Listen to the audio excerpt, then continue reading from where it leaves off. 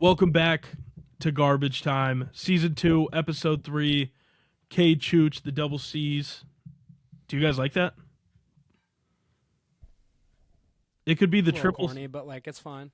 Maybe It if could it be wasn't from coming from you, but Yeah, I mean, if LeBron said it, it'd probably be awesome. But we could be the triple C's if I go by Colin from now on.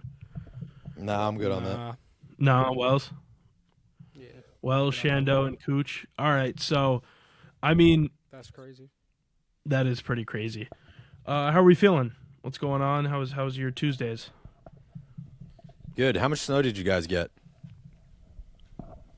Chooch? The storm was kind of fake tough. We got probably 2 inches. Damn. Not even. Yeah, it was a light dusting. Damn. Fake tough. How much did you get? 2 feet. Shit. You did not get 2 feet. Yes, we did. Look it up. No, You they got 2 definitely feet. did. I swear to God, 2 feet. That's not that wild. I mean, we just had that, Wells. Like a month No, ago. I know. It's just, I guess just because we didn't get hit. I know that we're not relatively close, but Well, this was always like a Jersey, more of a Jersey thing. it always is. Yeah. So No, stay I in your guess lane, but yeah, 2 feet. It always is. All right, well, we'll stop with the banter. We'll get into it. The United States beat Canada in the gold medal game at the Olympics 2-1. Jack Hughes secured the W in overtime, and those Canadians they were a bit salty all over social media, the players and especially the fans and residents of the country. You two are the hockey guys, Cade first, and then Chooch, you've recently got into it. What do you think about this W? I'll let Cade open up about it for the most part, but I'd be mad too. I mean, this is all they had, so That's true. Yeah, I mean, you're talking about a country that, whether they like to think about it or not, like they're our little brother and everything. They can't. We kind of like, man, like I don't know what else to say. Like they don't have anything else except hockey. They like to brag about it.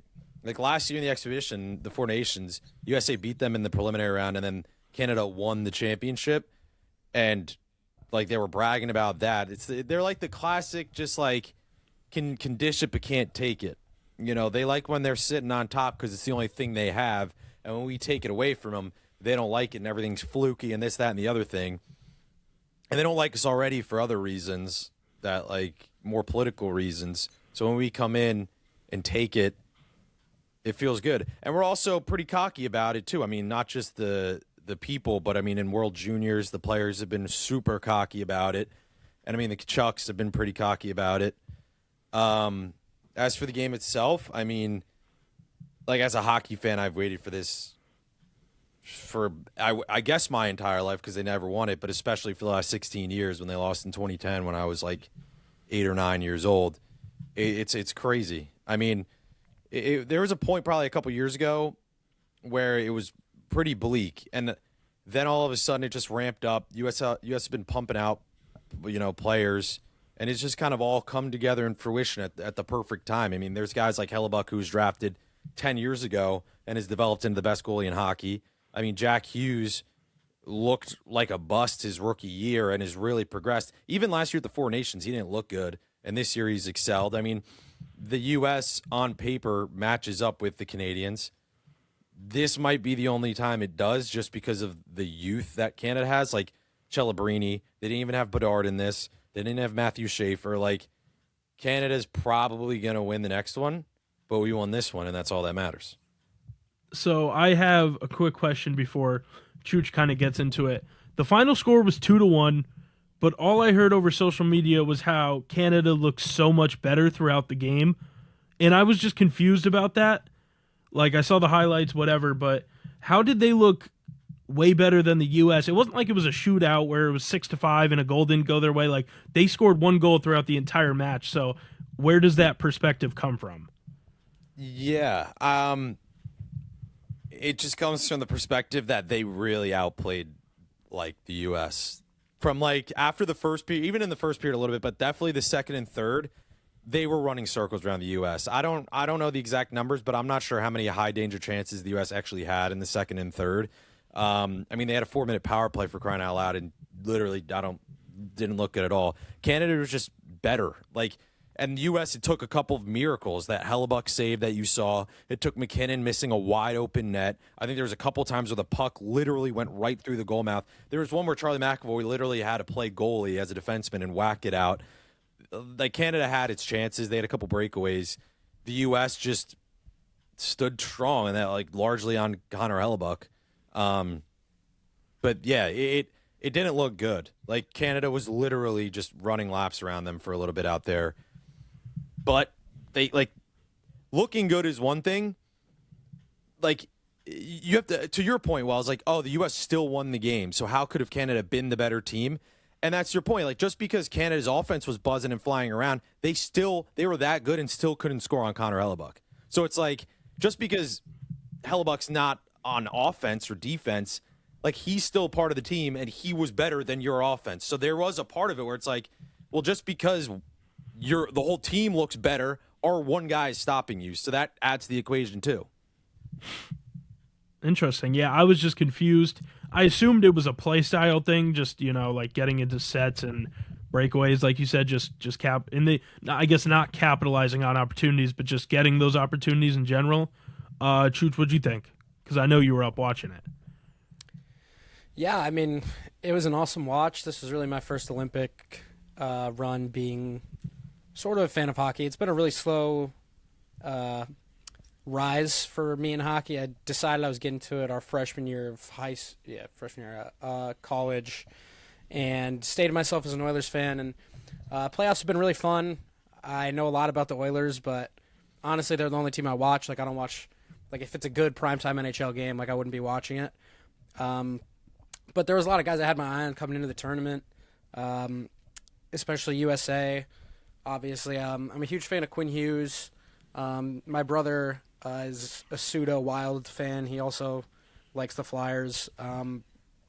But after the trade of Quinn Hughes, I found it really fun to watch him. And in the Olympics, I really thought he was our best player on the ice for the most part. I don't feel confident with anybody else when we're in the flow of our offense than I feel when it's in Hughes' hands compared to anybody else on the team. So I'm really happy for him, really happy for Jack Hughes. I'm a big fan of his as well. I think the whole that Kate just went through with Hellebuck and them being upset, saying that they were the better team that night, it's just a silly comment to me in terms of that's a Hart Trophy winner. Obviously the position holds, even more value than any of one position than the five on the ice. It's a crucial part of the game, and I just think that was a little bit of feelings getting to them, which I can't blame. In terms of Canada being salty about it, like I said, trying to be funny but also not. They have a right to be upset. I think from an outsider point of view, I love my country. I loved supporting this U.S. team. We're usually the assholes when it comes to stuff like this, and the Kachuk brothers, they're vocal. You know what I mean? I understand why they really want that one. But at the end of the day, they just weren't good enough. And it feels pretty good to have that gold medal for the U.S. in hockey. Super impressed with some guys for Canada as well. I'm an Oilers fan. I thought McDavid was incredible the whole tournament. Celebrini is an incredible player. I haven't watched him a ton, but, I didn't know his name like I knew Bedard's name when they were coming in the NHL. And this isn't a slight on Bedard, who I think should have probably made Team Canada, which I think was a little bit controversial.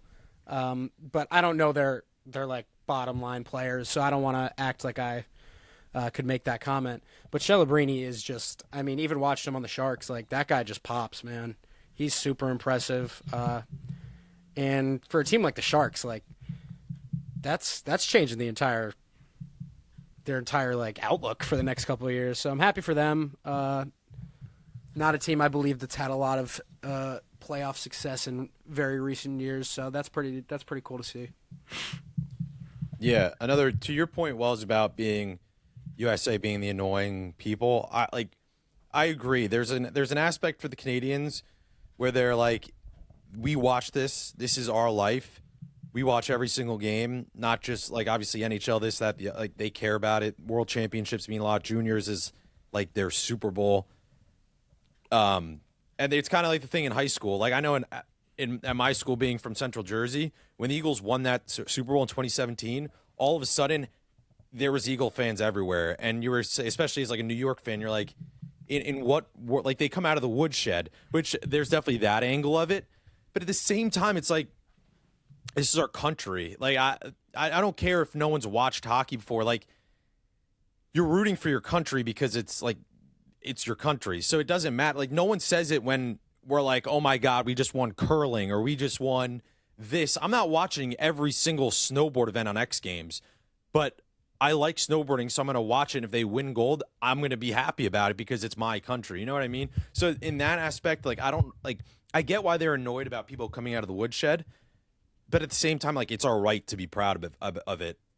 Like, not me, I guess, because I watch hockey, but those who aren't hockey fans, like, well, it's your right to be proud of it. It's your right to brag about it and talk crap because you're an American. And also, it's like, not the talent-wise, it's not David versus Goliath, but it's like, you're Canada. You brag. Like, you can't brag when you beat us. You can't brag when you were 10 times more talented than us. And then now that the playing field's even and we're beating you, start crying about things. I don't know. No, I mean that's a fair point. And I like that point you made too about people coming out of the woodshed. It's like there's two sides to the coin. It's like you understand why Canada's mad because, like you said, that's their life. But on the other side, it's our country. Yeah. So it's like I completely agree with you from that aspect. Some more hockey news too. A little bit more on the. I guess that was controversial too. Did you guys see the Trump video? Yeah. This is my stance without getting too into it. It's like those guys in that locker room just won. This is the best moment of their entire lives. I think anybody could have been on that telephone and they would have been like rip roaring and laughing and happy. Like anybody could have been on that telephone. I think you could have had the most liberal person in the world on it, or you could have the most conservative person on the phone, and none of those guys would have cared. So it's like, at the end of the day, I think Jack Hughes said it's like, we're athletes. We were born in America. We're American. We're going to be happy to represent America. Like, I don't know. That's my stance on it. And like, that's completely politics. Who it was, completely out of it. Yeah. No, I think that's fair. Chooch, would you, well, from the player's perspective, I agree. I don't want to get political at all. It's just kind of, it was crazy when I first heard it. It was kind of like I dropped the women's comment.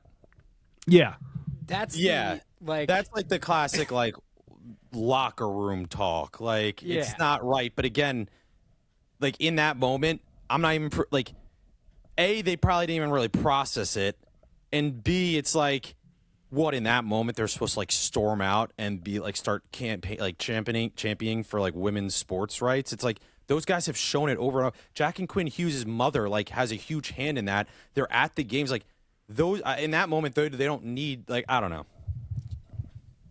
Chooch.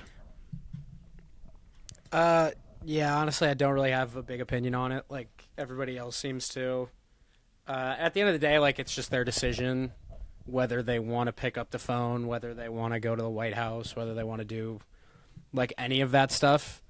If you're offended by the comment about like I need to invite the girls too, like completely understandable. Yeah. Like I don't think he should have said that. He's a president at the end of the day. Like that's probably not a great line.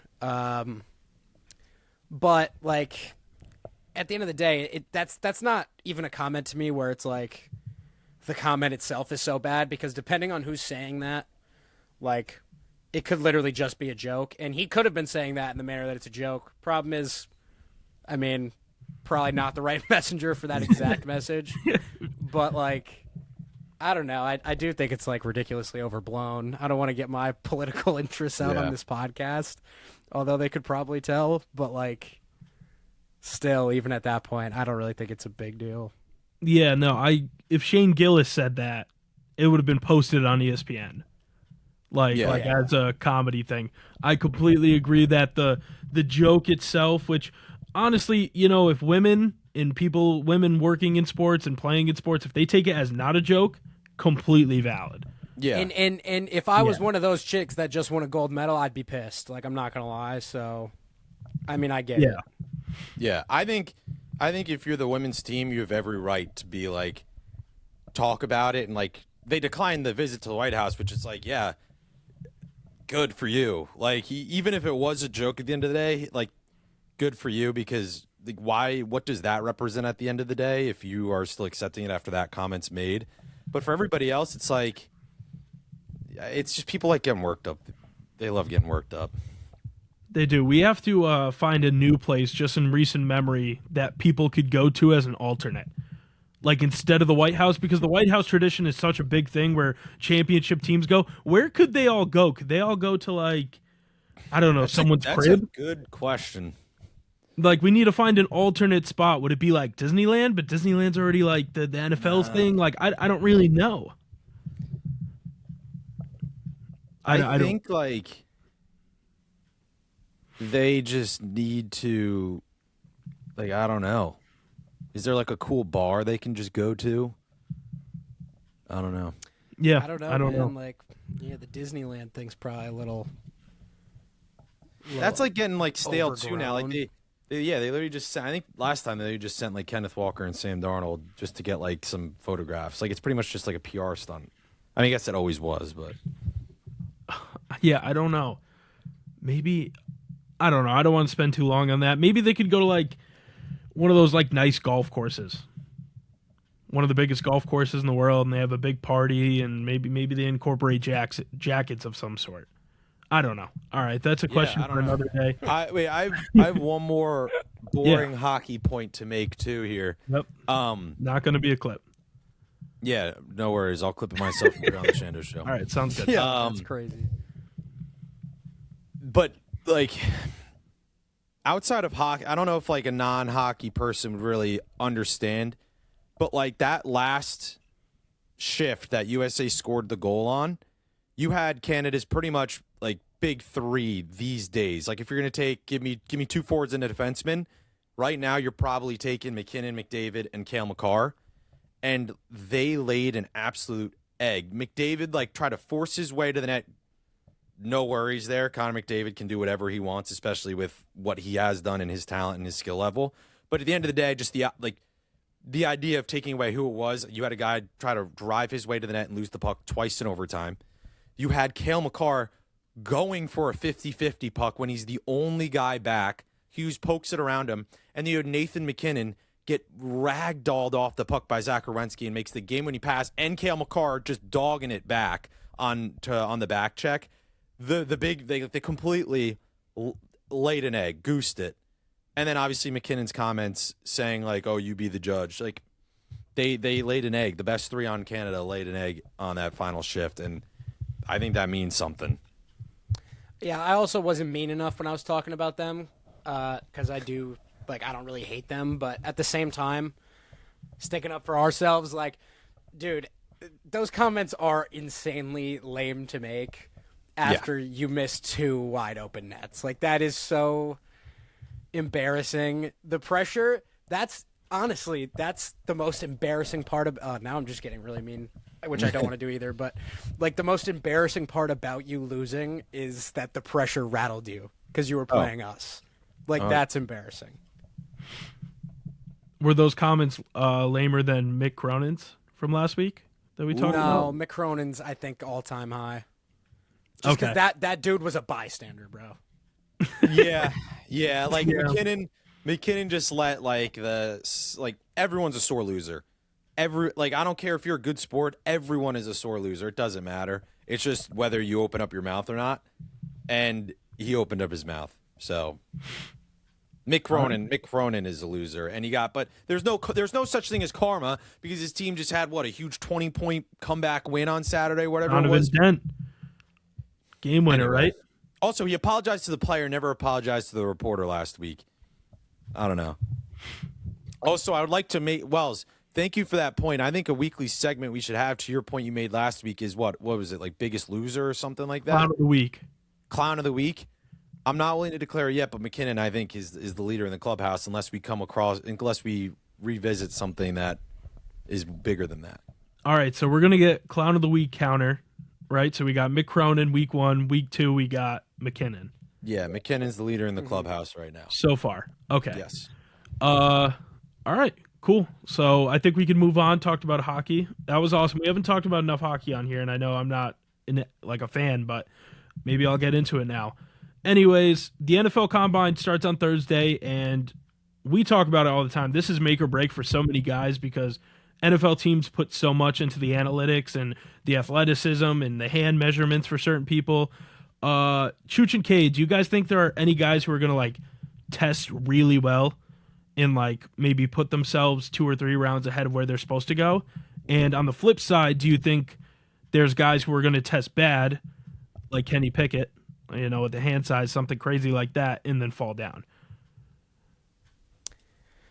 I think the first name that comes to mind, speaking guys that are going to blow up the combine for me, is Kenyon Sadiq for Oregon, the tight end. He's not big at all, and I think his measurables there, in terms of his height and weight, could actually work against him because he's listed at 6'3" for Oregon. I don't really know, man. He might be 6'2", but nonetheless, probably about 235, 240, undersized tight end. But at the same time, like, he is an athletic freak, and his routes aren't very polished. He's right now more of like, Oregon kind of used him more as like the H-back role than like a traditional tight end with a route tree. But this guy, I think, is going to run low 4.5s, maybe tap into a 4.4, and I think his strength testing is going to be incredible as well. Really just the explosiveness is what I would look for more than like a typical 40-yard dash with him. I think his 10-yard split is going to be off the charts. And if there's one person that I had to pick to blow up the combine, it would be him. And I'll just start there. In terms of like the other categories, I'll talk about that after. I think to that point, I think having a guy like Harold Fannin kind of have his success last year probably helps him because it's similar size. Fannin isn't a great blocker as is. But Sadiq, obviously, to your point, is more explosive than him, so I think it would work. But I think the caveat to that is I think it would probably have to be a team with, like the Browns had it, where you already have a tight end who can kind of do it all with Njoku, who can receive, and he's a good blocker. Like, that would be interesting to see, like, a team like the Rams maybe trade out of that Atlanta pick back and snag him. Like, I think that would work. Yeah, I completely agree.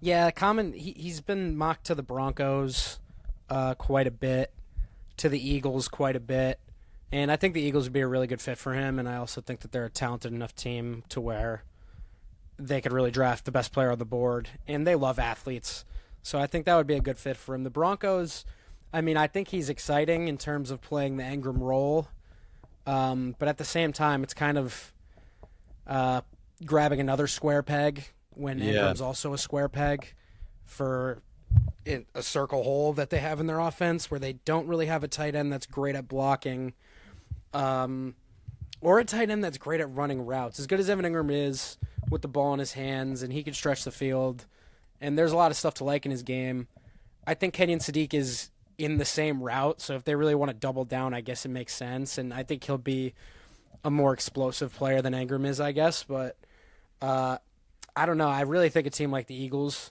could have a lot of fun with Sadiq.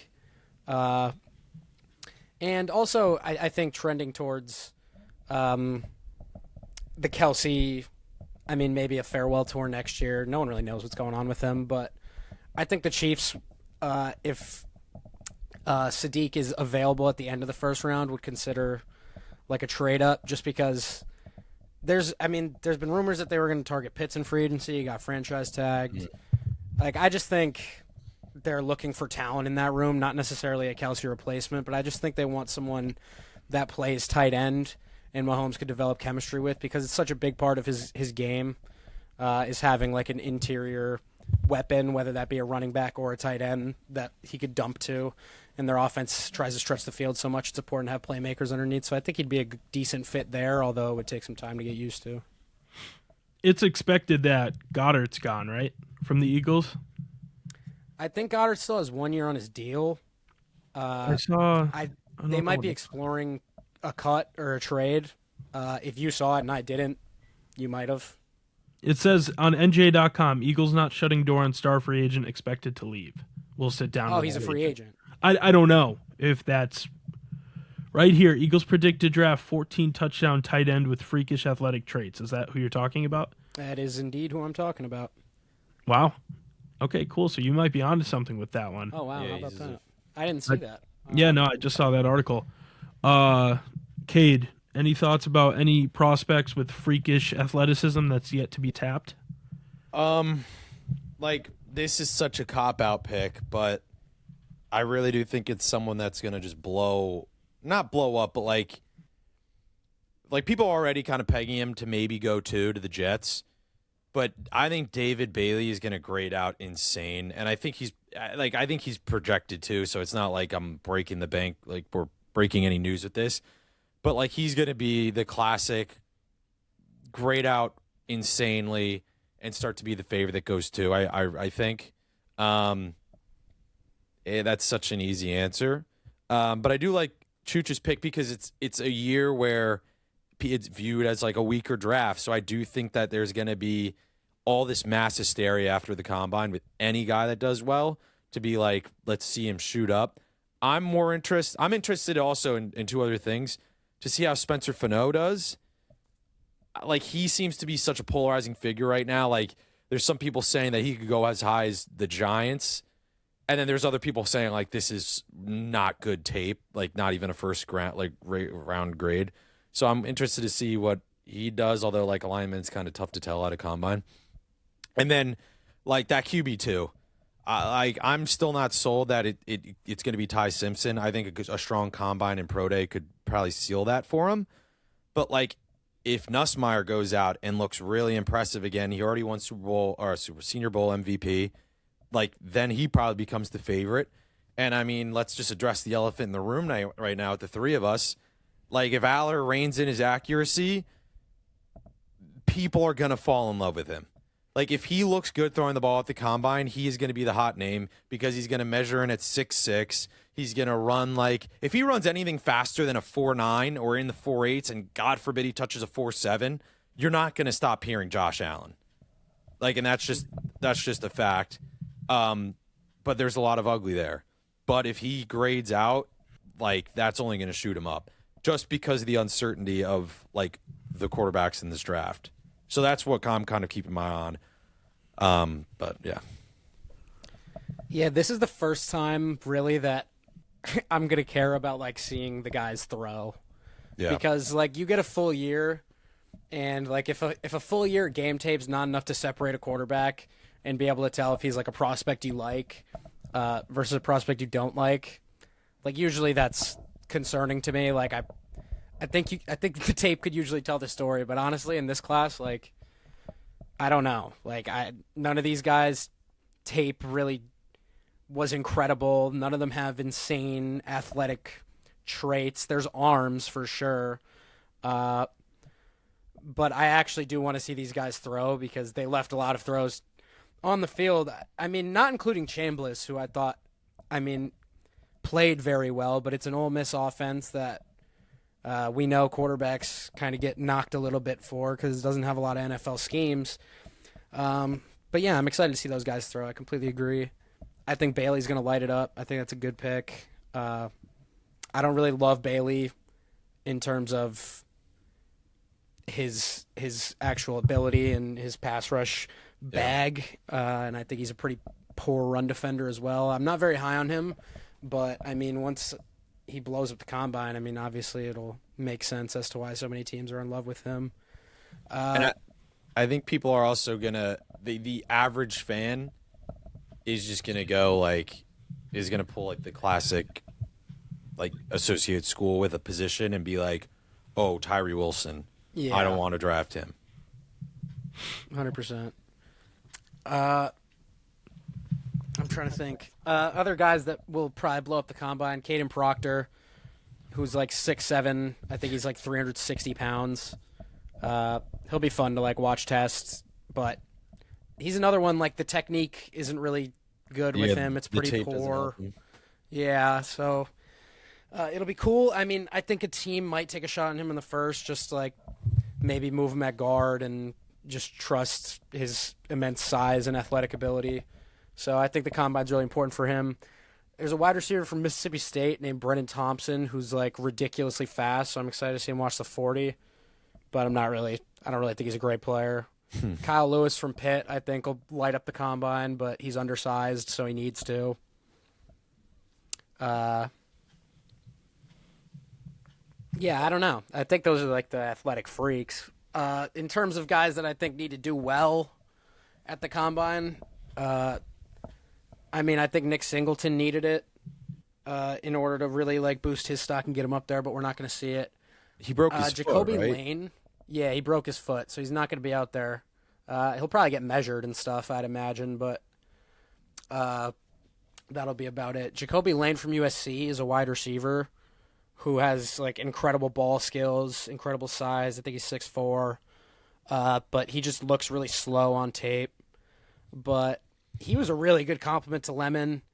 Had better games than Lemon at a lot of times, so I'm excited to see if he does well and could like sneak a 4.55 out there. Like, I think he could move up boards. Denzel Boston, I think, needs to run faster than people think because there's other wide receivers that are just getting mocked ahead of him now, despite, I mean, I think he's clearly better than some of the other guys, like Casey Conception has been rising up boards a lot, who tends to drop the ball a lot, but he's really fast and good with the ball in his hands.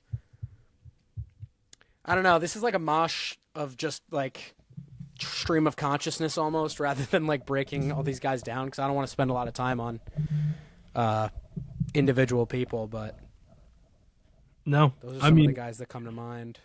That's fair. I have a pressing question. It's been on the top of my mind since we decided to talk about the combine. Diego Pavia over under the four and a half rounds. Like, does he go past round 5, like drafted in round 5, or before that? After. I don't know any. I have no reference. I think a better question is over under round 7.5 right now, because he had a really poor Senior Bowl. He measured at like even shorter than we thought he was going to be. I think he was. Is he in the 5? He's not in the 5.8s, is he? I think he's 5'9" something. Let me see. 5'8". Jesus. Pavia. I thought it was 5'8" something because Kyler's 5'9". Or is he 5'10"? I think Kyler measured in at 5'9" out of shoes. No, he came in at basically 5'10", so 5'9" and 7/8. So I just don't. Man. Dude, like if you're telling me Shedeur dropped because of whatever came with him, I don't know how Pavia gets drafted. Like, he has a lot that comes with him, and he is way more than Shedeur was. Like, Shedeur would be like a little cocky, but like whatever. Pavia is like opens his mouth way more and is disrespectful to like opponents and peer. Like, that's a lot that comes with him, and what is he going to provide for you? I mean, probably not a lot in terms of like on-field production. Like, isn't that just like, I don't want to sound like an asshole because people already think I hate this guy, but like, is that not like burning a pick alive? Like, I get it. It's a 7th rounder, but like in terms of just like the traits that these NFL guys look for, the attitude, even the production. I mean, 2 great years at Vanderbilt, but like at high ages, which teams don't like everything about it just screams like he's not gonna be loved by NFL front offices. I don't know. The only way I see it worth it is if you're like a team, like, I don't even know, but a team, maybe Jacksonville, where you want eyes or sales or just being talked about. That's the only way I see it. I think I agree. Yeah, I had no basis. I kind of just wanted to hear Chooch hate on him again. But then we got Cade this time. And Good. I need some backup. I mean, every Pavia video we put out just seems. I mean, I think it's been So one you're, or two. you're clip farming. He is clip In a farming. way, but also Pavia is one of the more talked about NCAA college football players, so it's relevant. That's true. So you're clip farming. So I'm clip farming. Yeah, I wanted to say, just real quick before I forget about him, Arvell Reese is probably going to test insane, and I just wasn't thinking about him because everyone knows who he is, and he's a super high prospect. And besides that, most important measurement at the combine is probably going to be Ruben Bain's arms, honestly. I think that'll be the most important in terms of how the first 3 picks go. And, I mean, depending on where he goes, I mean, that's really going to change the rest of the draft order, isn't it? I mean, he's really the only edge rusher that, I mean, the tape was outstanding. So, I don't know. It's going to be very interesting. I wouldn't look. No matter what happens at this combine, I wouldn't take David Bailey over him. I wouldn't even take Reese over him, even though I do like Arvell Reese quite a bit. But I don't know. Teams are really legit about that arm length and hand size stuff for these edge rushers, and he kind of has some T-Rex arms. So we'll have to see. We might go to the draft.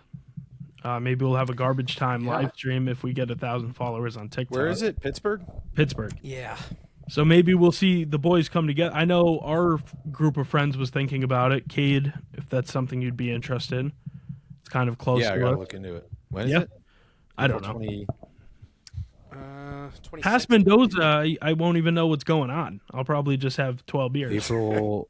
It's got to be either the 30th or the 23rd. It's usually the last Thursday in April, right? So it'd be the 30th. Yes. Yeah. So it's the 30th. April 23rd. Wow, draft starts on my birthday. Oh, That's so really what we're going for. We're going Shit, to I Pitt didn't for even notice Chooch's that. birthday. So you got to come, Cade. I don't want to hear any Yeah. excuses, but the boys Now, got you. would you be going round 1, or would you be going on the Saturday where you can just drink and be around it? I think the tentative plan is go for round 1. You don't have to pay to like be able to watch the draft. You just got to pay to be up in the super front. Like you could watch from a distance for the first day, and then we'll probably buy like day passes for the next 2. I believe is the plan. So could be interesting. How much does a day pass run you? Because I might just be sitting in a We bar didn't far really away. get that far. I didn't get that far. I'll look it They up. started looking at it, Anthony and Jake, but I didn't get that far into it. But I remember them saying it, and it was reasonable. Reasonable? The first day, the day one, the night one, like actual admission is nuts. We're not paying that. We got Cade doing some research real quick. Dude, they're making this so difficult. I don't want to sign up for registration. Just show me the price. Go to ChatGPT. AI, bro, it's where it's at. No, I don't use AI. Yep. Tell them. Not to get you in academic trouble, you definitely use that in college, though. For No, sure. it's too easy to cheat. You crazy, bro. All right, let's see.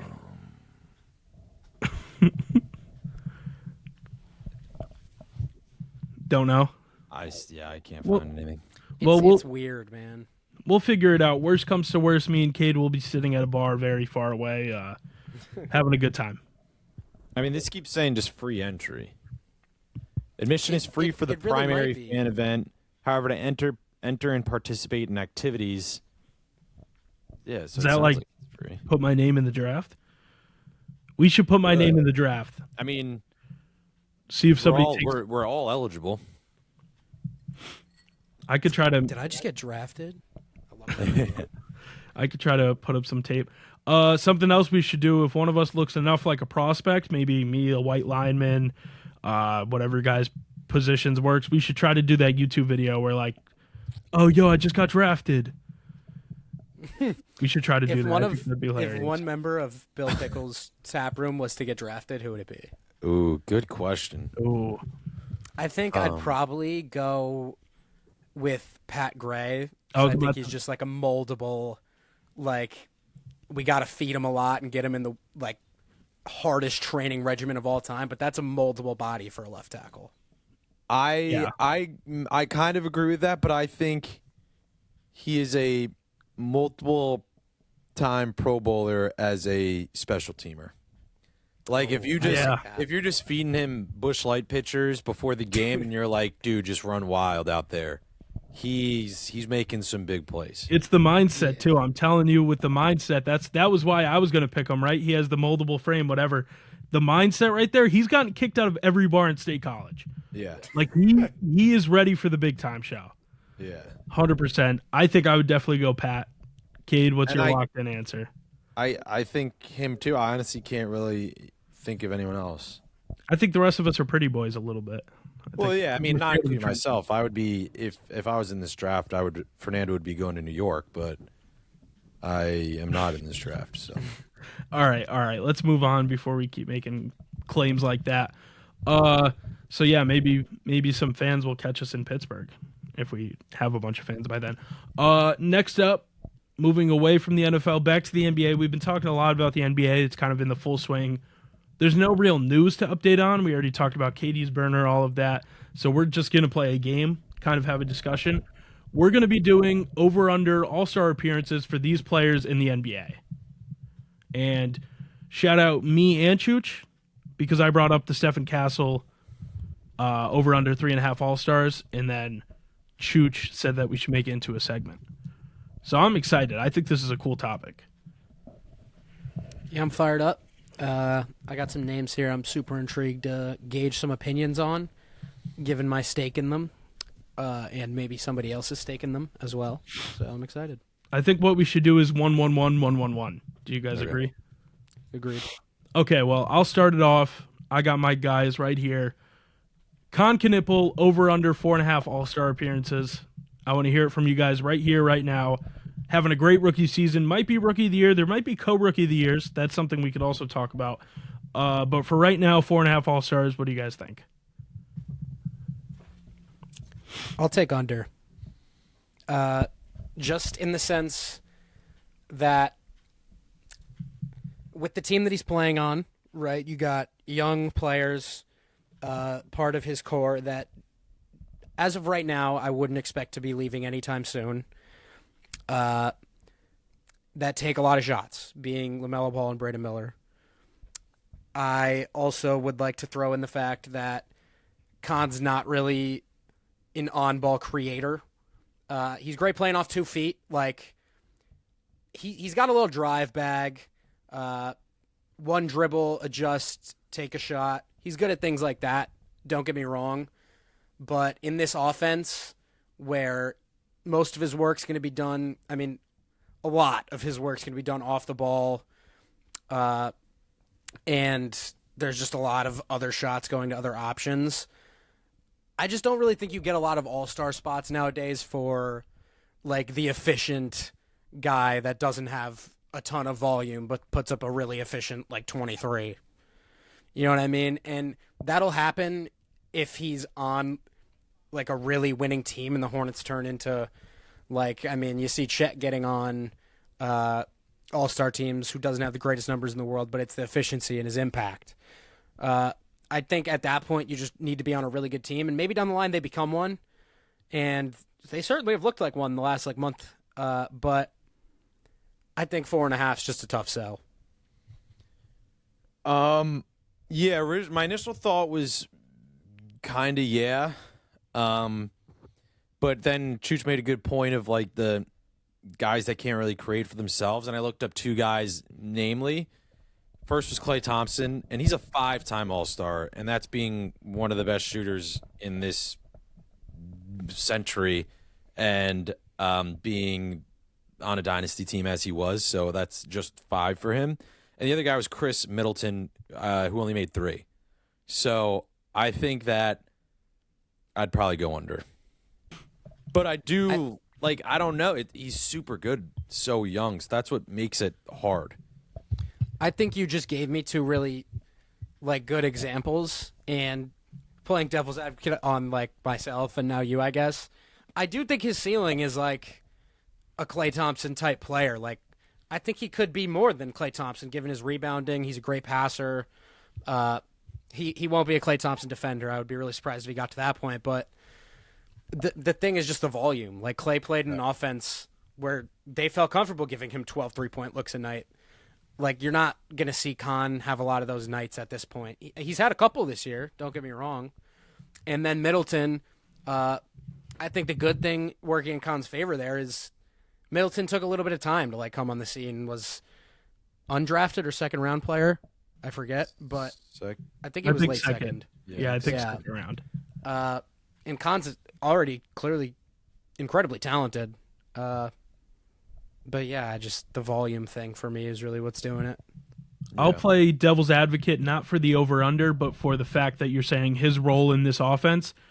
I think there's a very good chance that if the Hornets want to really become a winner, they're going to realize in a year or two that they need to get rid of LaMelo, and that immediately opens up everything. That pushes Khan into that.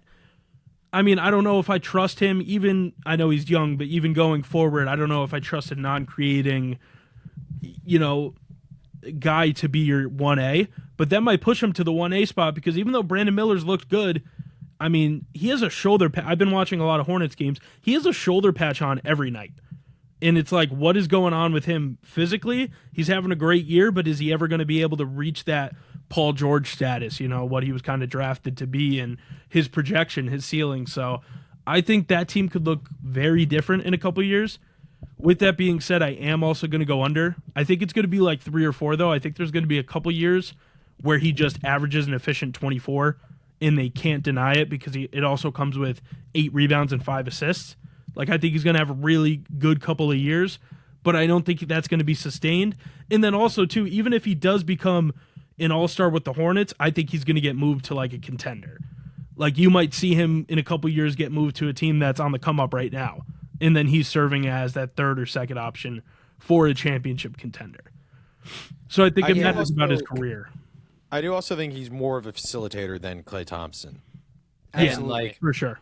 I guess Chris Middleton too, but that's, I don't know. That's whatever. We don't know Middleton for his passing, and definitely not Klay. In Knipple, he's so good at, I would say it too, hockey assist. He just knows the game, so he'll pass it to the right, connecting passing. He just knows where the ball should go to create offense. So I will say under with you guys, but I do think that there's a world where he becomes the 1A/1B on the Hornets. I think you're right, speaking towards traded to a contender, or maybe they build one here, but idealistically, the perfect fit for him is having him be a 2A or a 2B. In a big 3. That's the role you're going to get the most out of him. And it just has to do with his play style. I mean, I think he's an all-star level talent. It's just so much of his game relies on him getting open, him being such a smart cutter, being such a good passer, playing off 2 feet in the paint well, but his teammates need to get him those looks at the end of the day. And I don't really want to bet on that. I agree. Did you guys like that line? Was that line good? 4.5? Yeah, I think you nailed that. All right, cool. Kate or Chooch, you guys could put up one. I'm down to go next. I'm going to go with a guy near and dear to your heart, Colin. I'm putting Paulo up, given the recent struggles, I would say, and criticism of Banchero's game. He has 1 All-Star under his belt. Do you think that Paulo gets over or under 4.5 All-Stars? I'm going to go a pretty easy over for this one. And I know there's been a lot of recent stuff that has come to the horizon, but at the end of the day, he's having a bad year. Sorry, I might have hit my mic. He's having a bad year. And don't get me wrong, for his standards and what his hype was, it's definitely not a great year. but he's still giving you 23 a night. He's having his best rebounding season yet. The defenses look good when he's locked in. I know when he's locked in is a big asterisk, but he's still such a talented specimen that I don't think that it could go under. Not saying that your line is bad, because I mean, from this year, he just looks like he has a terrible shot diet. He's not locked in. I watched so many Magic games this season, obviously, and he just looks so passive sometimes, and you really don't want to see that from your stars. Like, we're seeing it from LeBron now, but LeBron has an excuse. He's 42. He's been doing this for years. He has his rings. Paulo should be running up and down the court every possession, every time he's on the court. But I will go over, and I think it's going to be around 7 to 9. Okay, I like that. The line with me started at 5.5, and then I set it down to 4.5, and I'll discuss that after. But I'd like to get Cade's opinion first. Yeah, same thing. I think he's too good to just not reach that. I think he's already got one. An injury last year robbed him of a second one because, he averaged 26, 7, and 5. He would have gotten there last year. And he was great in the second half of the season. That was kind of the preview. So yeah, so I think he does probably get there. But again, to Chooch's point, it's your point, I think it's not good, but he's too good to stay like this. Yep. And the not good is still good, but it's just, you know what I mean. Yeah, and also too, you might say Tatum come back, Halliburton, there's going to be less spots. There's going to be years where, especially in the East, I think there's going to be a couple spots that open up because you have guys like Siakam taking the forward spots, and I don't know how many more All-Stars he's going to make. And I think you have spots opening up. Obviously, you have guys filling those spots, but I think in between those years where it's like the DeBances of the world are coming up and stuff, if Paulo's even playing how he is right now, he's going to get at least 4 more All-Stars. Only 23 years of age. That's really the selling point for me. But that being said, given that you two, I was going to go over, but given that you two both went over, I'm going to say under because I am legitimately concerned. As you know, I've talked about a lot, Wells. To me, the scary scenario about this is the shot diet's bad. Obviously, that's not really up for a debate. The handle's good. He does a lot of things at his size that are pretty rare. But for me, it's effort sometimes feels lackluster to me. I don't want to claim that he's not trying his hardest or working on his game enough, but I just refuse to think that he wouldn't be a better pull-up jump shooter at this point in time if he hasn't been working on it since 18 years old in college, because he wasn't the best at Duke taking pull-up mid-ranges either. And to me, a scary part of it feels like Andrew Wiggins to me, who had a great couple of first years in the league, won Rookie of the Year, was this insane talent at his size. He had a great handle, obviously insane athleticism. He got up to his third year, Andrew Wiggins, averaging 23.5 points, shooting 35% from three and 48% from the field. Pretty good numbers, but the thing with Wiggins was always his effort, and people questioned how badly he wanted to win, which Paulo, I'm not fully there yet, but I am starting to question a little bit how seriously he's taking the downsides of his game. And I think the best case scenario, safely moving forward, if it doesn't start changing soon. First off, if it doesn't start changing soon, I see the Magic blowing up this core. Something has to change. Not blowing it up where they trade everybody, but they got to get rid of a major piece and try something else, because this is 3 years in a row. And the way it worked out for Wiggins, he went somewhere else. He ended up working on his craft. He became a shooter. He bought into the defense, and he ended up being a really valuable role on a championship-winning team. I could see Paulo doing that. And that's not to say that he doesn't have all the potential in the world. He does, and he's only 23.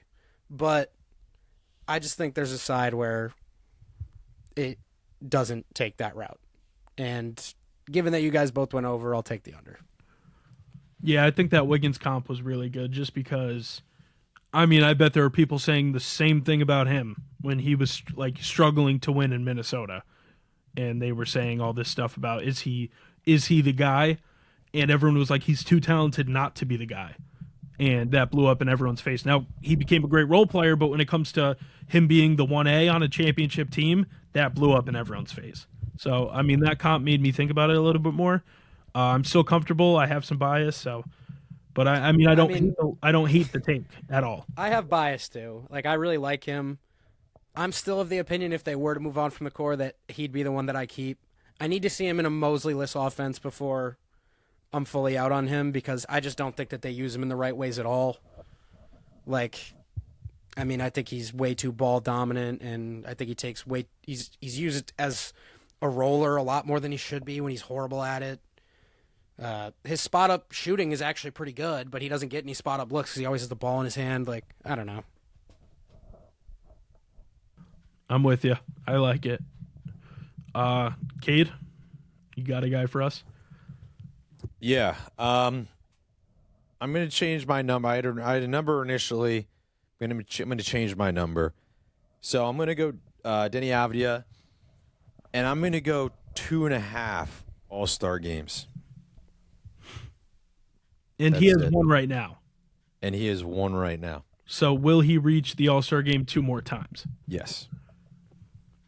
Interesting. I'm going to say under, and it's not because I don't think he's talented. I was always a big fan of him. Me and Chooch have talked about this, like coming into the league, I thought he was, just like a do it all forward, and he's doing that this year. He's putting insane numbers. I just think everything fell into perfect place this year, and he's still young, so they could still use him going forward as their 1A, and he could be an all-star 5 more times. I'm not sure, but I just think everything fell into place this year. I think he really got into his bag, and I don't know if this consistency is going to keep happening. Like, I don't know if he's going to average 26 moving forward for the next 4, 5, 6 years of his career. I don't even know if he's going to do that next year. I think teams might figure him out, and he might give you a slightly less efficient 21, and that's not an all-star.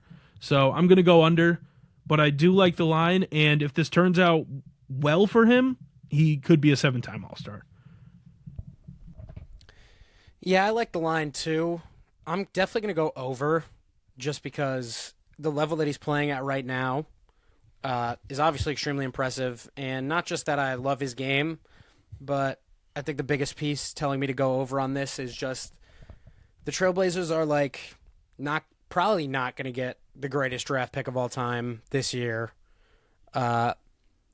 Although really deep class, so who knows what they'll get at that spot. And I used to maybe wonder, was Scoot going to be leading this rebuild? I don't really feel as confident about that anymore. I think Scoot has a lot of stuff he needs to work on himself, and I think the next couple of seasons are going to be trying to tap into that. Shaedon Sharp's there, who leaves a little bit to be desired, but also has good chops and really flashes sometimes. I just think, really, I'm saying yes because, it just seems like the lane is that for the next, 3-ish years, unless for whatever reason he gets traded or they trade for somebody really special, it feels like it's going to be his team in Portland. And with this type of volume and this type of usage, he could clearly put up some pretty incredible numbers. I think the Trailblazers are moving up, and I think Klingon's only going to get better. I'm not out on Henderson. I think he could still be a really good player. I'm not out on Sharp either. So I think this is going to continue to move upward as a team. And I think Avdia is not really in danger of losing touches anytime soon. And I think the talent's there to allow him to get a couple All-Stars here. I think it's a great line, though. I think I'd say he gets around 3 or 4. Yeah. 1 point to bounce off you, Chooch. I think the point you made about bringing somebody in is a good one because that could totally be a situation where if Portland keeps going up, but they're kind of not comfortable with where they land, they're not comfortable with Scoot, or they're not even, they want a more, creating guard instead of, Sharp. I think that's a prime destination for a team to be that could be a star to end up, disgruntled star out there because they'd have the pieces if they wanted to move Sharp, if someone wanted to buy in on whatever Scoot is selling. So that could take touches away. But my main thing on why I put it at 2.5 is I know he's not a power forward, but I looked at guys like Julius Randle and Sabonis who, like, it took, until pretty much 24, 25, 26 to get going. He's 25 right now. And both those guys have 3. And they're not going to get any more than that at this point. So I thought that was kind of interesting. That's definitely a good comparison. One little minor thing that I guess is important considering my reasoning. Lillard's still there. So depending on what he looks like when he comes back, I mean, those are touches that go. But at the same time, the way Lillard played with Giannis, really encouraging. I think he plays with point forwards well. So I think they'll play well off each other. I don't think it'll eat too much into Denny's usage. Yeah, I'm with it. I like the line. It also just scares me though. It's like next year if the Trailblazers are projecting or trying to compete and they just can't, I could see them with all these young pieces selling on Avdia. Like, I know that wouldn't make sense necessarily because they're looking to compete, but if they want to do a mini rebuild where Scoot ends up being the guy, I think if he gets traded anywhere where he's kind of like a winning player, like he's looked at to be a winning player, like that third piece or that fourth piece, I don't think he'll make another All-Star game again. So I think that's another big toss-up. And then if the Trailblazers do go all in on him and they don't improve, maybe they get like a couple other pieces, then he could have 6 All-Stars, like I said. So it's a good line. It's an ever-changing line for me, honestly. Yeah. And I mean, to that point, I feel like, real quick, not to dwell on the Trailblazers for this long, but I feel like even in a scenario where next year they're disappointing, I feel like it would be more of a case of them moving one of those guards and trying to upgrade rather than Avdia. And that's just because I think the Blazers probably view themselves as maybe a little bit ahead of schedule right now. They're playing around 500 ball and they're in a play-in spot pretty securely. Mm-hmm. And am I thinking of the East that's secure? I mean, they're 7 games up. Yeah, they're so fine. They probably think they're closer to being there than they are just to have to rip it all down again. I like it. All right, so I'm going to go into my next guy, my last guy. I have Chet Holmgren, over under 6.5 All-Star appearances. He already has 1, so now he needs 6 more.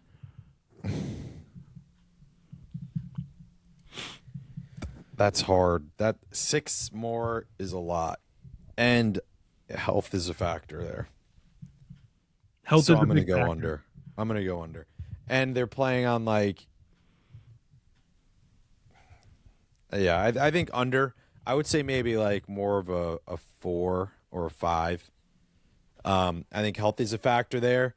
And also, you just got to look and see like how long will this, I know it's like barely even started, but how long will this rendition of the Thunder last? That's really all I got to say. Because when he's on the floor, he looks good. Like, I think it's more outside factors than on the court factors of why it's under, but I think under. I'm going to go under. I think I'll get close just because this Thunder team is an absolute force, and they're so young. So I think he's going to, as long as he's healthy the next couple of years, get a few more.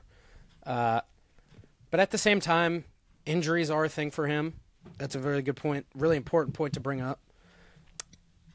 The offensive output, like, he's averaging 18 points or something like that this year, maybe 17. You got to be on, like, the best 2 teams in the West, no matter your defensive impact, to make all-star teams. And, look, the Thunder, they seem unstoppable right now. Those guys get expensive, man. And Williams is now having some injury struggles. And even when he's been on the court this year, hasn't been as impactful as he was last year. Casey Wallace is getting older. Isaiah Joe, Jared McCain, now A.J. Mitchell, Aaron Wiggins. You're going to start seeing some of these guys like have to leave. And if you're not very careful about how you're replacing them, on a team like this where defense is so important, like, it's really hard to replace really good defenders for maybe some more budget options and expect the same level of output as a team. So realistically, I trust Presti to keep the organization afloat and use these draft picks to either draft really good players or move them for good players. Like I wouldn't bet on them getting worse anytime soon, but at the same time, it's really hard to stay good for a really long time in the NBA, and his injury concerns and his level of offensive volume, just too many red flags for that high of a number for me. Yeah, I'm with you. I'm going to go under 2. I think it's going to be around 4 or 5. I think this Thunder dominance is going to stay around for a while. But then after that, I could see him becoming like a Brick Lopez type of player, where it's like he's good, like when he gets older, I'm talking about, where he's good for a couple threes. He's always going to be good on defense like he was with Milwaukee. In just that stable big man that could, like, you're not looking to him as one of the top 3 options. So I'm saying that might be how the second part of his career ends up, because he's averaging 17 points, 18 points. It's not like he's giving you these freakish freakish alien numbers like Wemby, where it's like, oh, the offense is undeniable. It's like, no, he plays a really big role in a really efficient offense that gives him spot up looks and, gives him the opportunity to be productive on offense. But just not like he never, I guess, without Shea and without Jalen Williams, even without Shea and Jalen Williams in this stretch, he's been really good, but he's still giving you 17 and 11, which is good numbers, but I just don't see him having undeniable all-star numbers every single year, and I think he's going to be left out some years. So I'm with you guys. I think it's kind of tied into – I'm going to tie it into the Castle number that we were talking about on the last episode. Like, say – I mean, the Spurs are – what are they now? Like 41-17 or something like that? Like a really dominant team. Not as far back from the Thunder as it seems. And imagine that at the All-Star break this year, the records are flipped, because that's something that could happen in the future. That's a swing spot for Holmgren and Castle. Like I'd imagine Castle would get the spot there with his numbers and his point of attack defense. And, being the number 1 seed holds a lot of weight compared to, being the level of dominant that the Thunder are compared to being like a 3 seed in the West. You know what I mean? So I think that's just something to think about. Did you guys like the line, though? Yeah. Okay, because, these are all just like, even if you said no, I don't care. I want to see kind of how we cooked up. I think all our lines have been pretty good. Yeah. I wish I went 5.5 on Paulo, maybe. I was about to say maybe that's a little low, but, it's 4.5. There's definitely concern there. So you guys could name your next guys. Yeah, I'll go into next spot, guy that I had a really hard time setting a line for, but given that you did Con 4.5, I'm also going to go with a 4.5 line for VJ Edgecombe, over under 4.5 All-Stars. I think this is even tougher with the 76ers. We said it was going to be tough for Con to have that production and have those all-star numbers with the Hornets because you have LaMelo, B. Miller. They're going to have they're not going to have a good pick this year, but I assume they're going to be in that range. I'm going to have to say under, and I really wanted to say over if it was like 2.5. I just don't see it with playing alongside Maxey. I think that's going to help his game, but I also don't know if they're going to be good enough in the future where you have to include 2 of their guys. So it's like if they're the 1 seed in the East, and VJ's giving you 21 efficient buckets alongside Maxey, who's probably going to be averaging 30, then yeah, he's probably going to make it. But I don't see their trajectory right now being a top seed in the East unless they get a couple more pieces that are consistently playing. So I'm going to go under. It hurts, though, because, he made 6 threes the other night. He looked awesome. He looks awesome in general, super bouncy, everything you want from a guard, really. And I love him as a prospect, but I'm going to have to go under with 4.5. I'm going to go over, but with the stipulation that it's on a different Sixers team. Because right now, I think it's no. But, you've seen 2 guards and 2 scoring guards work before. Wall and Beal is the first thing coming to mind. Obviously not a direct 1-for-1. But you've seen it work before. You've seen both guys be able to get theirs and have the team success. But again, I think it's on a different looking 76ers team. I think that's more of a 76ers conversation, so I'm not going to get into it. But I think there's just too much there for him to be denied of that. Like, I think everything you see, and he's only a rookie right now. So I think over, and I'll go probably 5. So barely. I like. Or there's a world where he gets 7, like, you know, or 8, like, who knows? Yeah. Originally I had this at 3.5, and I was gonna go over. It being 4.5. Originally I was gonna go under, but given that somebody else took over, I guess I'm not that delusional for saying over. I'm gonna say over. There's a lot of things like. There's still a lot of problems with VJ's game. Like, I'll be the first person to tell you, like, his ball handling is not the best. His shot diet isn't great. He takes a lot of pull-up mid-ranges that he's not really great at yet, and you would like to see him use his athleticism to go to the rim. He needs to get better at drawing fouls because, I mean, with all that athleticism and how explosive he is as a driver, he doesn't go to the lane nearly enough. So there's problems with his own game, none of which are on defense. I think he's going to be a great defender for a really long time. But my thing was that was holding me back from going over realistically is the team, because playing alongside Maxey, I mean, he's never really probably going to be number 1 anytime soon on this team. And playing with Embiid, I mean, just how many touches Embiid demands in a game, which is not a negative thing. I mean, he's one of the most talented scorers in the league, and he's an extremely heliocentric player. Like, it's kind of tough to see a lane where Edgecombe, has enough touches to kind of get to that point. Also, I mean, his efficiency shooting-wise in college wasn't great. Like, he's had some rough shooting stretches this season. He's still shooting it pretty well on the season, but who knows how long that's going to last. I think the real reason that I would go over is because if I made the comment about the Magic needing to, like, give a different look, like, I think the Sixers team is going to be as volatile in terms of its roster as, like, any other team in the league over the next couple of years, because how many times can we go through, it seems like infinite, go through with this Embiid stuff or go through with the Maxey number 1 scoring year where we just are like a 6 seed. And at that point, that's not necessarily saying we're going to get rid of Embiid or make Edgecombe our lead guard and, like, consider getting rid of Maxey.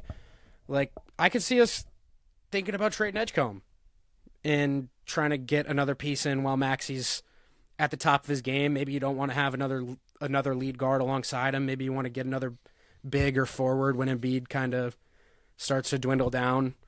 And at that point, like, I think he'd be staunchly in the Rookie of the Year race right now if he was on a different team, really, and he could get more shots.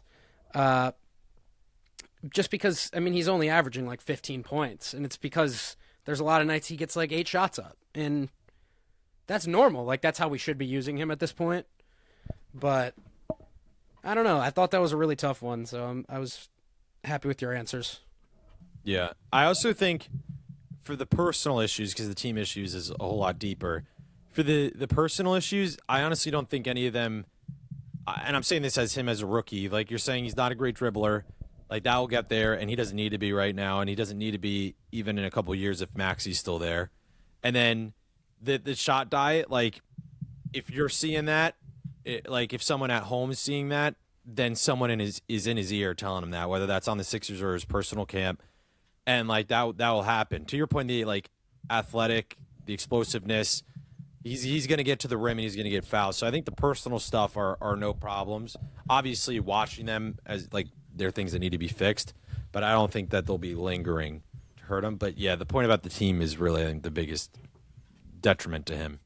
The team is the biggest thing because he has all the talent in the world, and he reminds me of first-year Maxey, where it's like sometimes he's too fast for his own good.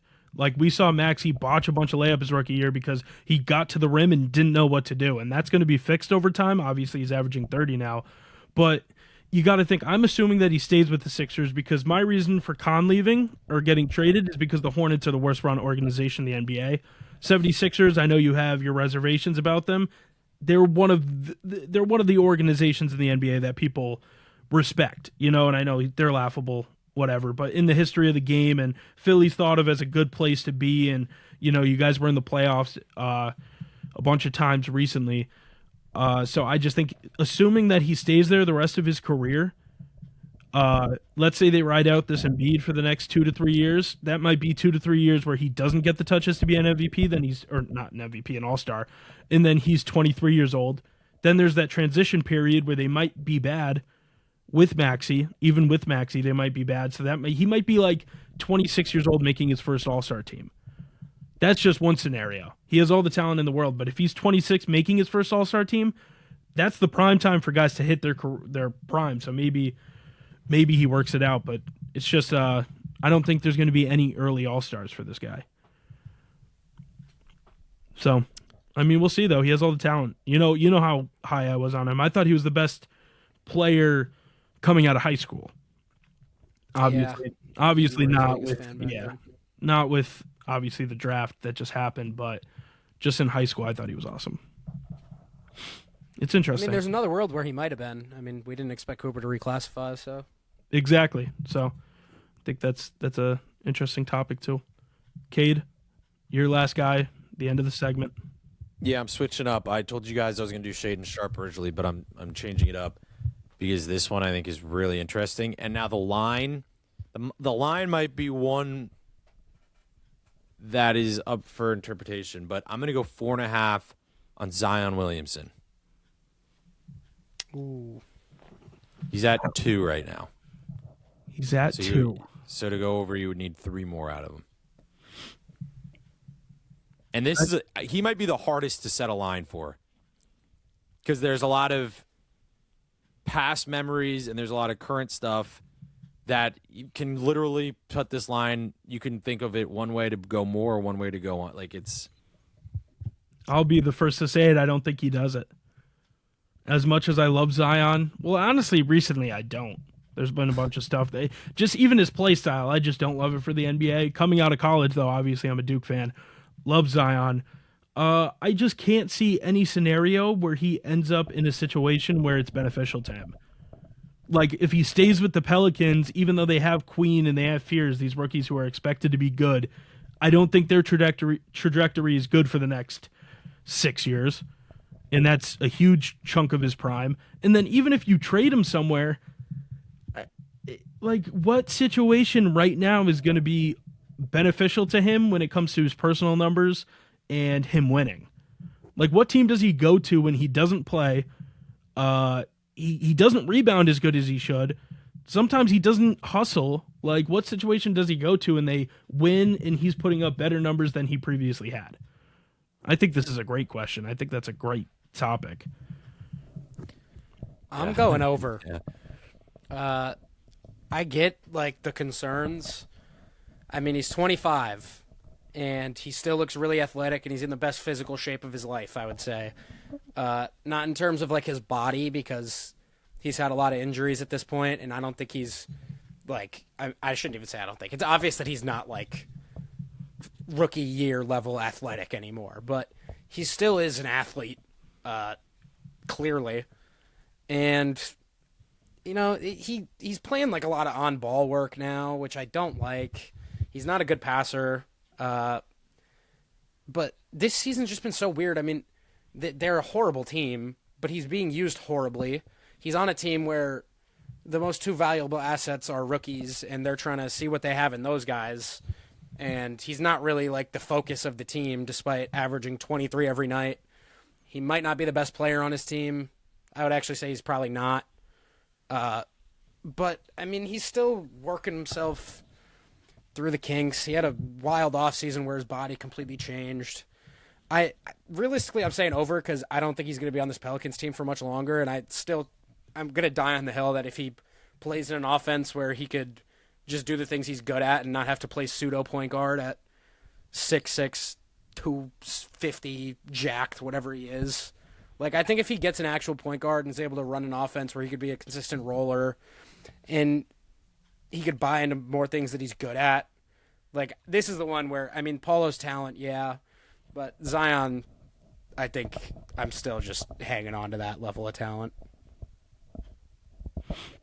Yeah, that's kind of what made it hard to set the line at, because like you look at him and you look at his history and you look at where he is right now, and it's like I don't know if he can get there, but then you're also like it's Zion. Like I'm done with that.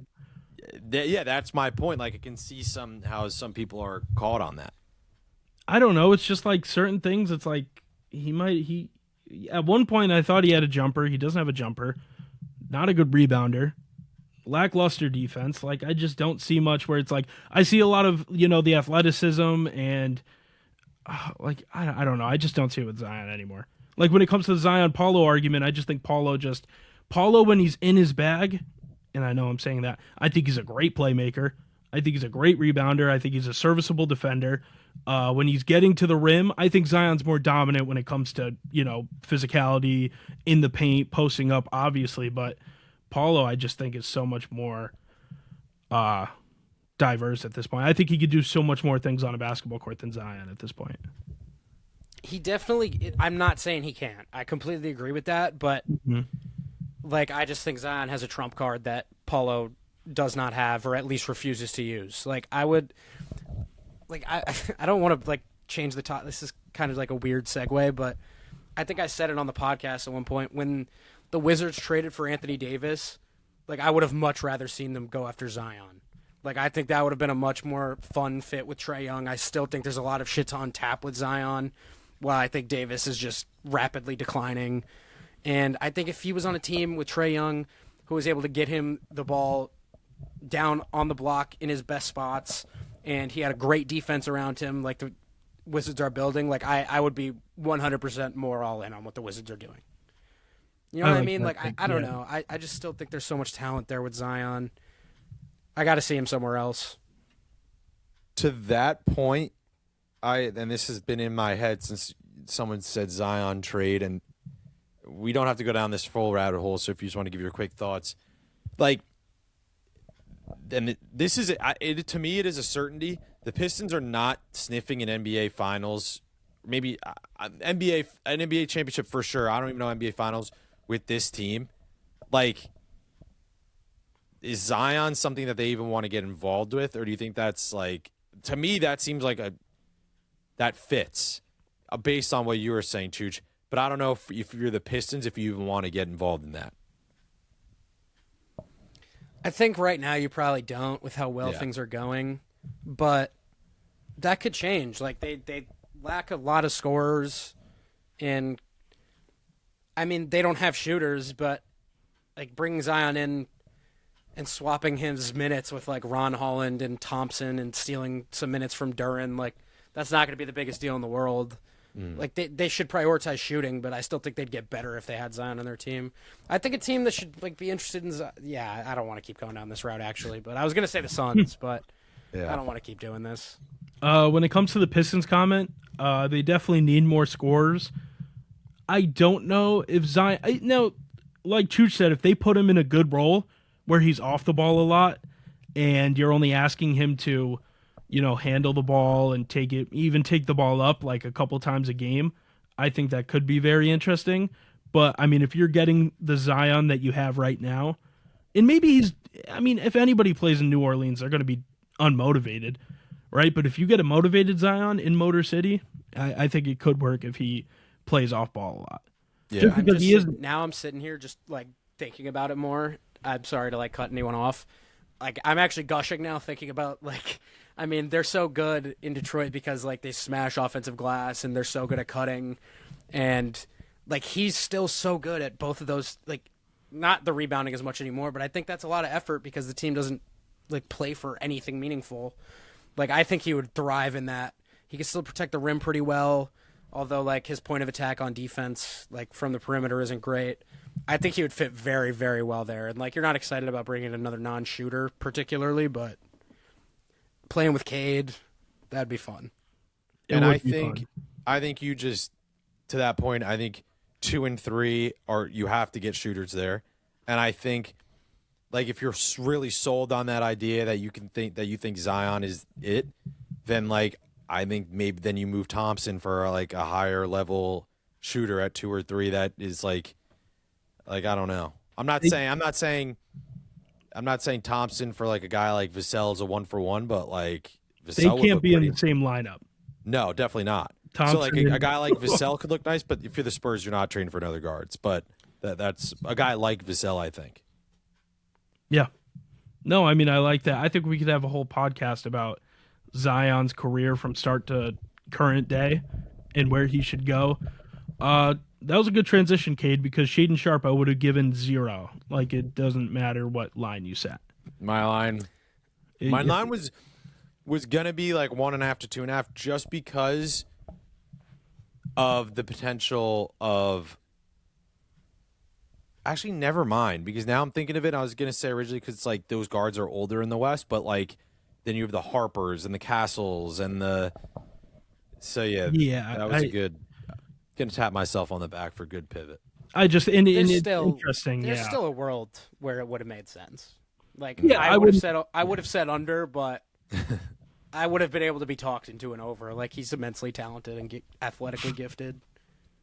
All right, well, that concludes our NBA over-under All-Star appearances. I think that was a great segment. Very creative. Shout out Chooch. So now we're going to go into our drafts. We had to skip it last week. Luckily, my computer is charged right now. We're going to be doing college basketball one-and-dones draft, right? So basically the rules, there are no rules. You just draft guys that you think were awesome, and they played 1 year in college. And we're basing this off of their year in college, correct? Obviously. Yes. Okay. Clarify that for the listeners and the viewers. Yeah, I don't know how to determine who goes first. Doesn't really matter to me. Obviously, we'll do a snake top 5 draft. What are you guys thinking? Who should go first? Who gave I'll the take best? whatever's undesirable here. I like any spot. I do too. I like the double up spot or the first overall spot. I don't think you could really go wrong. I mean, Cade, you came up with the segment. Do you want to go first? You might have had a guy, or you could go third. I don't really care. Yeah, you take your pick, Cade. Fine, then I'll go first. Wait, let's determine before you do that. Who's going second and third? You want the turn? Rock, paper, scissors. I do want the turn. They have the turn. I'll take. Okay. All right. Cool. There's a big personal there's 2 personal aspects to this. But I think first overall, I gotta go like the OG. Like when you think one and done, led his team to a champion. I gotta go Melo. Like and he's Melo means something to me. My favorite basketball player of all time. Didn't watch him in college, but like he's the OG one and done. Led that Cuse team that probably outside of him and outside of who the coach was, didn't have any business being there. I'm going Melo 1. Watch yourself, bro. Jerry McNamara was on that team, boy, from our area. He might be their next coach too. Yeah, that would be sweet. I hope he is. I mean, that's a not a clear one because there's a bunch of clear ones, but that's a very respectable one. Yeah. Maybe it is. In my mind, there was a clear 1A, 1B, but like Melo, I think is. Correct me if I'm wrong. Like the OG one and done. Yeah, I would say so. There is definitely a clear 1A and 1B in terms of, like, there's another guy that did a very similar thing to Melo with bringing his team there. I don't really care, to be honest. I'm not drafting the best 5. My team's going to have a lot of aura. And I'm going Zion with pick 2. And, yeah, I'm a Duke fan. Sure. But I think Zion's comfortably in the top 4 one-and-dones. I'd have him 3. I think talent-wise he's 1. But I think winning a championship has some other guys ahead of him for sure. But, like, dude, the Zion experience, like, there was nothing like it. We'll never see it again. Never. I mean, the guy was must-see television. I've never seen a more known college basketball player in my life. Everyone knew who this guy was. And he was just ridiculously fun to watch. So I'm taking Zion at 2. And to that point, like Cooper had so much buzz last year, and it didn't match Zion. Like if Zion was on TV, it was like you had to sit down and watch it, even if he was in like at Wake Forest. Like it didn't matter. It was so awesome. I miss those days. And that team was so fun too. Yeah. Like, That's my Great favorite college tournament. team. Like of all time. obviously they lost, but they had some really fun tournament games, like the UCF and then obviously the Michigan State game. But can't complain with that pick. That's a great team. Zion obviously should be on everyone's board. So I have the turn here. First overall, I'm going to go Anthony Davis. One of the best defensive prospects ever, probably the best defensive prospect ever. He wasn't doing everything on offense, like you knew that there was some polishing there, but he still averaged 15, took his team to a championship, dominant, pretty easy. Is he the 1B you guys were talking about? That was my Yeah. 1B. Yeah. Correct. Definitely not making a hard pick there. My second pick might come as a surprise. It might not to you guys. I'm going Trae Young. He's the first and only player to ever lead the NCAA in scoring and assists. I just remember this guy being compared to Stephen Curry, and obviously no one could live up to Stephen Curry, but he did his best, right? And he might have a couple more years in DC.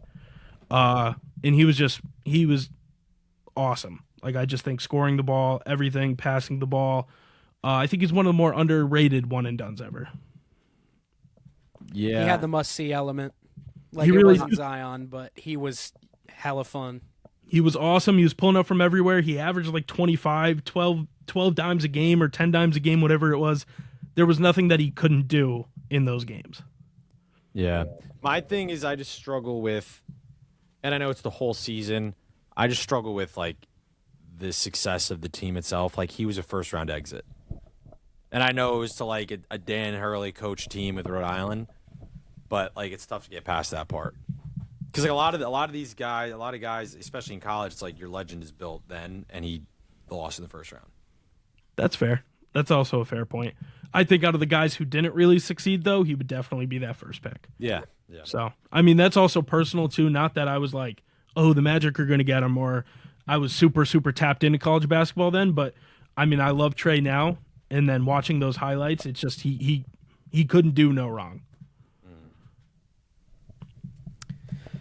So then that leaves me with pick number 5.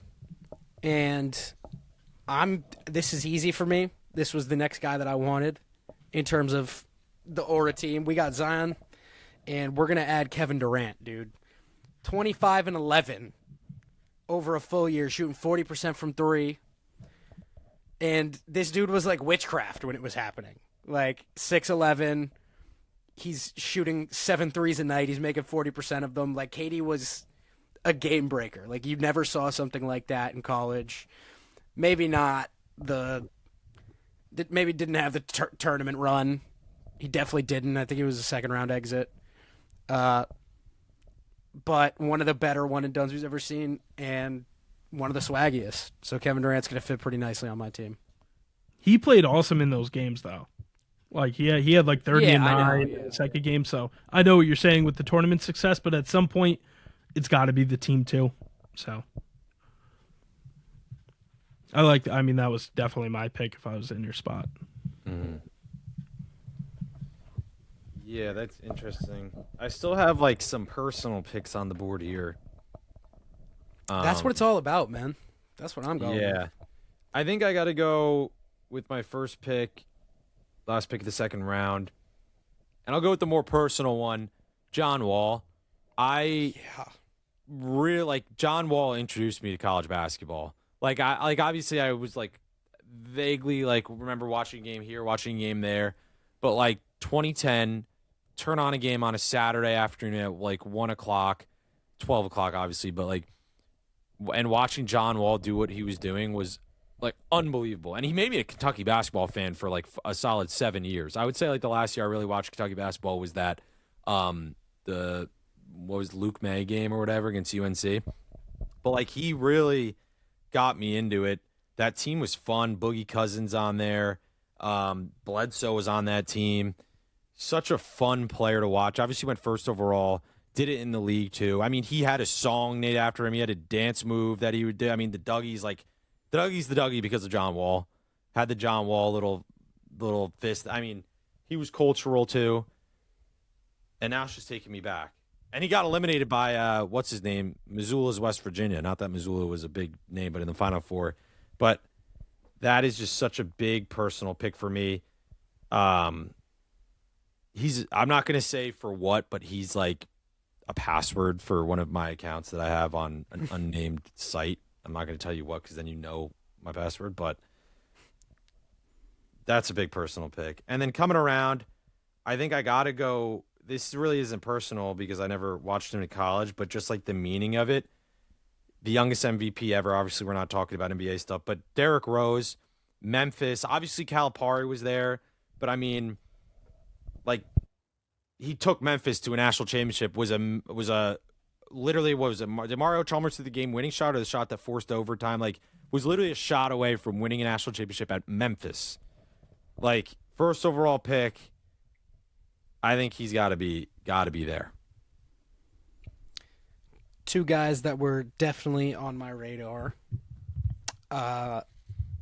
More specifically being Derrick Rose. But I wasn't going to take him anyways because there's another point guard that is just means more to me. And that's Lonzo Ball, man. I had so much fun watching Lonzo Ball in college, and everybody knew. I mean, not everybody. He wasn't like a household name, I'd say, but anyone that's tapped in with basketball knew the Ball brothers already from Chino Hills. And I had a lot of fun with that high school team, watching their highlights when I got home from school. And, like, Lonzo did not disappoint, man, on the big stages, shooting 30-foot game winners, like, famously called Steph Curry with a 40-inch vertical by some NBA draft dude, like YouTuber, I forget his name. And that meme kind of took off because he wasn't really shit in the NBA. But I think Lonzo, man, another just experienced guy for me. Like, super fun. A lot of swag, of course, rocking the ZO2s. And that's my dog. He's another cultural guy, too. Like, he was all, like, he's the first Ball brother. Yeah, and I'm not West Coast, but, like, everyone out there, like, Lonzo was a huge thing in high school, like, local legend. He goes to UCLA, like, just a cool story. Got drafted by the Lakers, which isn't part of this, but. No, I mean, I love it. And everything plays into that. Just, I mean, following the Ball brothers, like, they were such a cultural fun. Like, everyone was waiting for him at UCLA. Everyone was excited to watch him. So I got the turn here. Evidently, two of my picks were just taken. You guys know I haven't been as into college basketball, besides for Duke, really. So with this pick, I'm going to go with Cooper Flagg. It was very recent, but the dominance is just unprecedented. Like, he went to a Final Four, and he was just insane on both ends of the floor. There was nothing that he couldn't do. If you wanted him to shoot a three, go ahead. If you wanted him to guard a center, go ahead. Literally not really a weakness in his game. And, I'm sad that Duke didn't win the national championship that year, but it's something great to look back on. That team was also really fun. Continental, Cooper, like they in what's it called? Man, down underneath. There was some rebounding questions I had a lot during the season, but I mean, I loved them. Yeah, I think Cooper, pound for pound. I didn't take him because I already got a Duke guy and I wanted to take Lonzo. I think Cooper, pound for pound, is the best one and done of all time, though. I think he's the most impactful. I mean, if you add both aspects of the game, like we just said, or at least I said, Anthony Davis' offensive game wasn't fully there, and we know Melo was playing no defense at any point in his career. So if you're taking everything combined, it's just rare to see like I took Zion, Anthony Davis, and Carmelo went high. Like, even those guys, like, everything on Duke's team ran through Cooper Flagg. Like, he was LeBron James, and he had the number 4 overall pick on his team as well. No, that's very true. Next pick, didn't watch this guy, but when I was going through my research, I feel as though he had to be taken. Michael Beasley, 26 and 12, double-double. Those numbers are just insane. We just said it with Kevin Durant. It's like you don't see those numbers from college guys. Like, if a guy's averaging 17, that's really awesome. And if he's giving you 6 boards or 6 assists, that's awesome too. And and they didn't have any tournament success. They won one game. At least they beat USC. I saw that in my research. Not that I wasn't tapped into college basketball, so I didn't watch this guy. I watched some highlights. And then he had a really fun NBA career, which is not factored into this, but he's a name that's recognizable. And I mean, 26-12 is 26-12 at the end of the day. Yeah, he was next up for Team Aura. Was he? That's a shame. Yeah. Yeah, I mean, he does have aura. I probably should have took him there, but it's fine.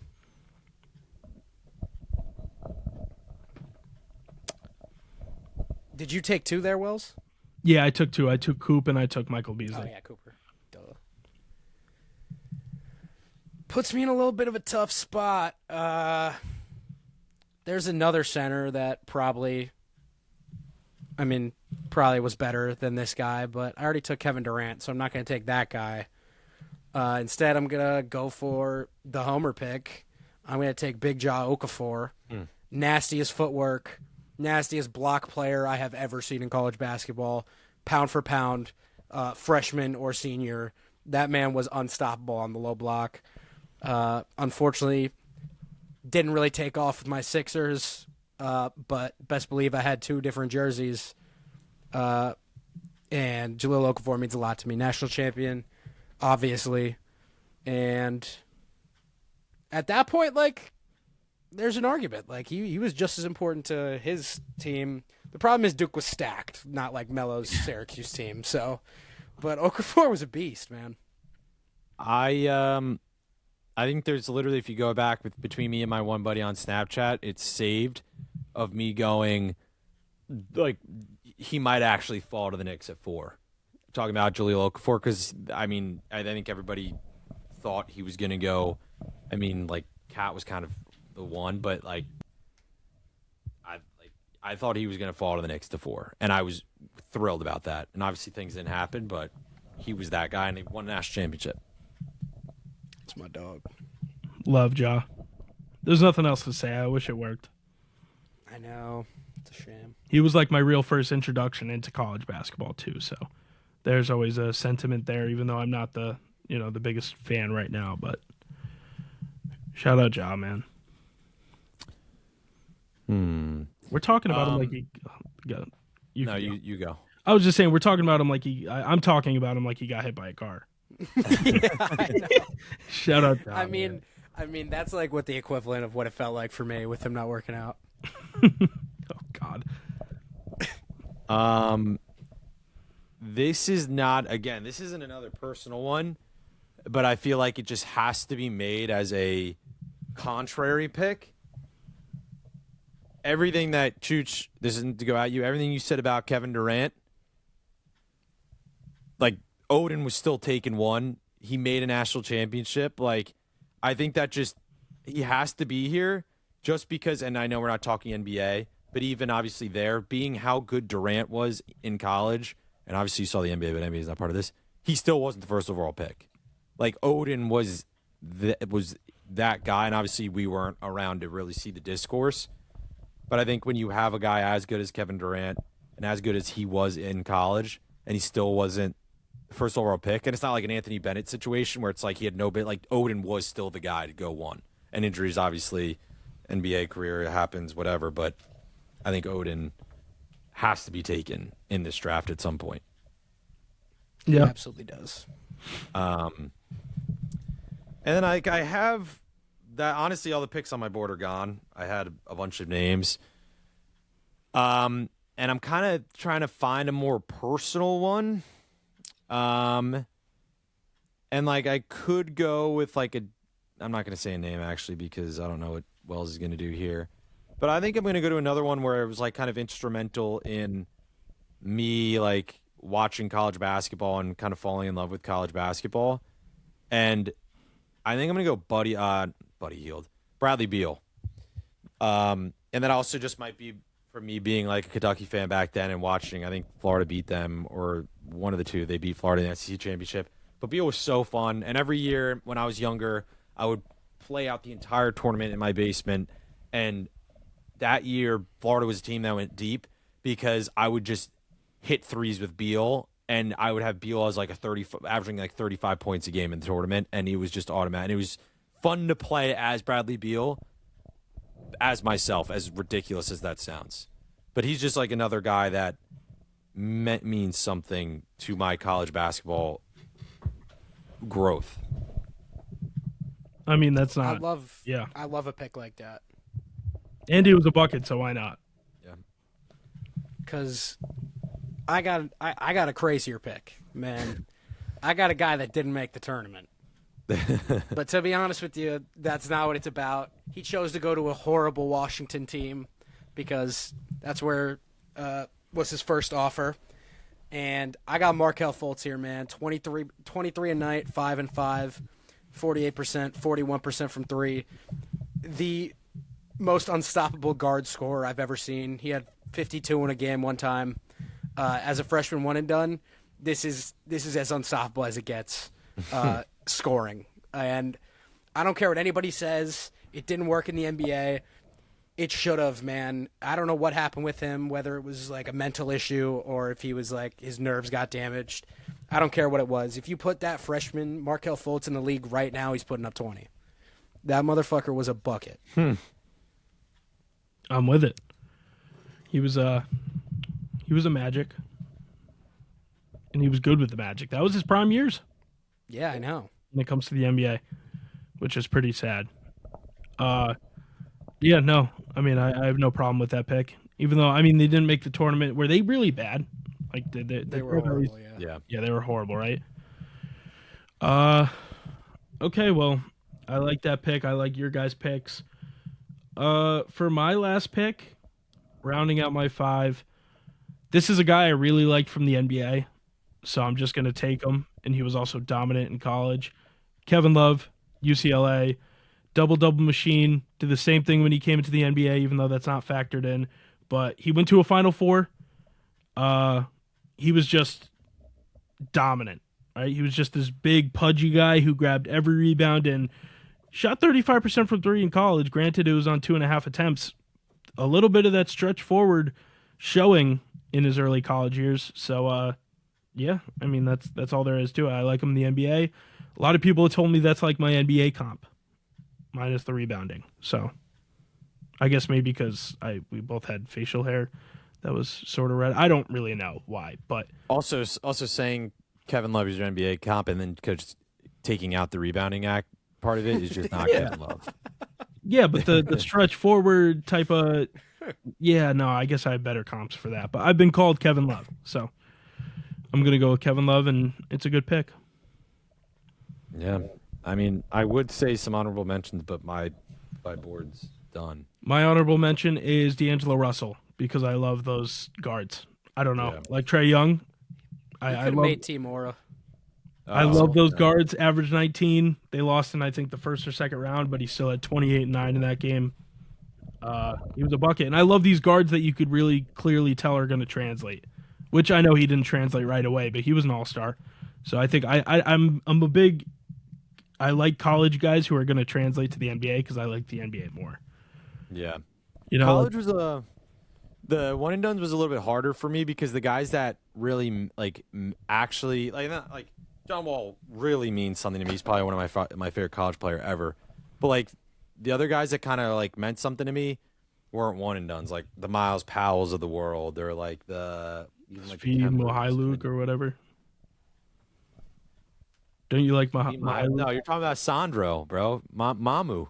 Oh, Mamu. And Mamu's turned into a respectable player. Mamukashvili, yeah, he's pretty good actually. Dude, I don't know if I Mamu's said his name right. I've been talking about Mamu since I think maybe he was still at Seton Hall.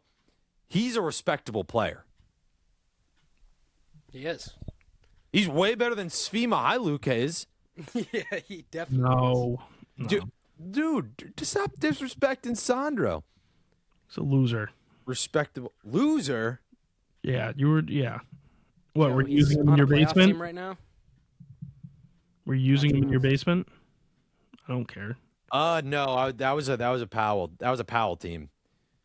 Because on one side I had my basement, like one side was a door, and then the other side was like led into a little alcove. So I had like a Pop-A-Shot thing in the alcove, but I had this natural ripple in my carpet.